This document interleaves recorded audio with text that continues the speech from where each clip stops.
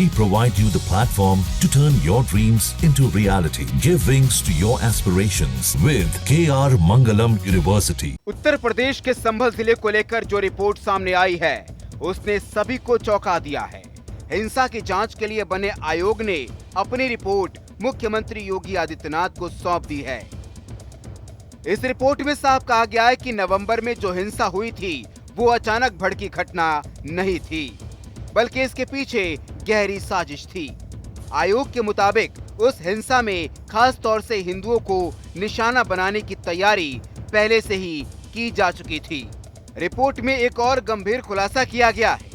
इसमें कहा गया कि आजादी के बाद से संभल की डेमोग्राफी यानी आबादी का स्वरूप लगातार बदलता चला गया। साल 1947 में जहां संभल में हिंदुओं की आबादी 45% थी, जो घटकर महज 15% रह गई है। दूसरी ओर मुस्लिम आबादी जो पहले 55% थी, अब बढ़कर 85% तक पहुंच गई है। आयोग ने कहा है कि संभल से हिंदुओं का लगातार पलायन हुआ है और इसकी बड़ी वजह दंगे और असुरक्षा का माहौल रहा है। रिपोर्ट के अनुसार आजादी के बाद से साल 2019 तक संभल में कुल 15 बार दंगे हुए। इन दंगों ने शहर की पूरी सामाजिक तस्वीर बदल दी। सिर्फ यही नहीं, आयोग ने ब्रेन वॉश और लव जिहाद जैसे मामलों पर भी अपनी रिपोर्ट सौंपी है। इसमें कहा गया है कि संभल से लव जिहाद की खौफनाक कहानियां सामने आई और कुछ मुस्लिम युवकों ने साजिश के तहत हिंदू परिवारों की बेटियों को फंसाया। सबसे चौंकाने वाली बात ये रही कि आयोग ने संभल में अंतर्राष्ट्रीय आतंकी संगठनों के नेटवर्क का भी खुलासा किया है। रिपोर्ट के अनुसार यहाँ हरकत उल मुजाहिदीन और तहरीके तालिबान जैसे संगठनों की सक्रियता रही है। यहाँ तक कि अल-कायदा और ISIS जैसे बड़े आतंकवादी संगठन भी संभल से जुड़े हुए पाए गए हैं।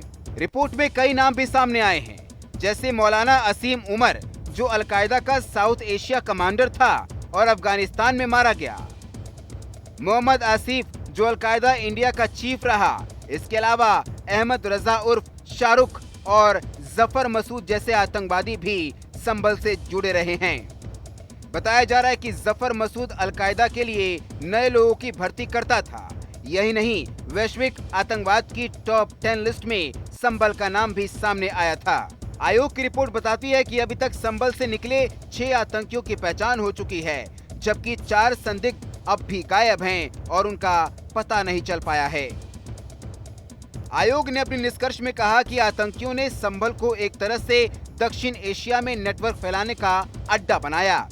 यही वजह है कि यहां से पाकिस्तान, अफगानिस्तान और यहां तक कि गजवाए हिंद की साजिश तक के कनेक्शन सामने आए। रिपोर्ट में समाजवादी पार्टी के सांसद जियाउर रहमान बर्क और उनके परिवार का भी जिक्र किया गया है। इसमें कहा गया है कि उनका परिवार अराजकता फैलाने में सक्रिय रहा है। रिपोर्ट में CAA विरोध के दौरान जबरन बाजार बंद कराने और कई दिनों तक शहर को बंधक बनाने जैसे आरोप लगाए गए हैं। आयोग ने साफ कहा है कि संभल में दंगे और सांप्रदायिक हिंसा महज छोटी घटनाएं नहीं रही, बल्कि इनके पीछे गहरी रणनीति और अंतर्राष्ट्रीय नेटवर्क काम कर रहा था। यहाँ के हालातों ने न सिर्फ जनसंख्या का संतुलन बिगाड़ा, बल्कि आतंकियों के लिए रास्ते भी खोल दिए। CM योगी को सौंपे गए इस रिपोर्ट में ये भी सिफारिश की गई है कि संभल जैसे जिलों में कड़ी निगरानी रखी जाए और आतंकवाद तथा सांप्रदायिक साजिशों के खिलाफ सख्त कदम उठाए जाएं। जहां भक्ति है हर शब्द में, कथाओं में छुपे हैं दिव्य रहस्य और ज्योतिष देता है जीवन को दिशा। धर्म से जुड़ी हर बातों को जानने के लिए हमारे चैनल स्तुति को सब्सक्राइब करें। चैनल पर जाने के लिए इस लिंक पर क्लिक करें।